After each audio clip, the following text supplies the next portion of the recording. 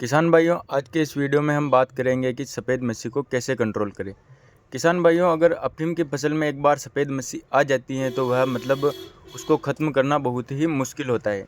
और किसान भाइयों, सफ़ेद मक्खी आने के बाद जो है डोडे एक दो चीरे ही खाते हैं, ज़्यादा चीरा लगाते हैं हम तो उसमें दूध नहीं आता है। तो किसान भाइयों, बिना देरी किए वीडियो को शुरू करते हैं।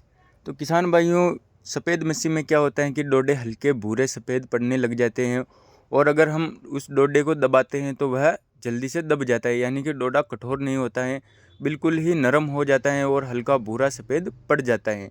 अगर हम डोडे को हल्का सा भी दबाते हैं तो वह बिल्कुल दब जाता है।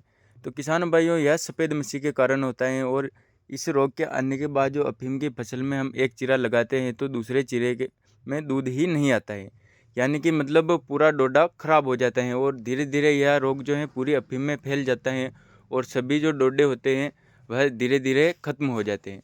तो किसान भाइयों, इस रोग के बचाव के लिए आपको करना पड़ेगा अपनी अफ़ीम की फसल में एक स्प्रे। जी हाँ किसान भाइयों, हम एक स्प्रे करेंगे, उससे ही यह रोग कंट्रोल होगा।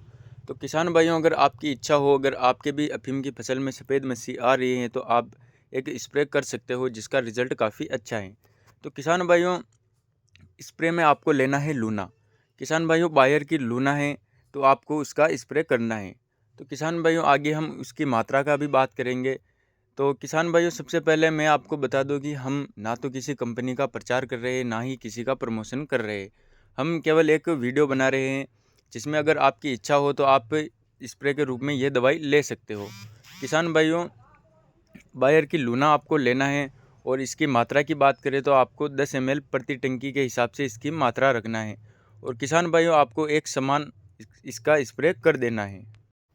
किसान भाइयों, जब आप स्प्रे करते हो तो एक बात का आपको महत्वपूर्ण ध्यान रखना है कि अगर आप स्प्रे कर रहे हो तो स्प्रे एक समान मात्रा में करें। किसान भाइयों, अगर कहीं पर ज़्यादा आपने स्प्रे कर दिया तो जो डोडे होंगे वह कठोर हो जाएंगे, जिसके कारण अगर डोडे की साइज़ छोटी भी रह जाती है और हमें उस छोटी साइज़ में ही हमें डोडे के चीरा लगाना पड़ता है।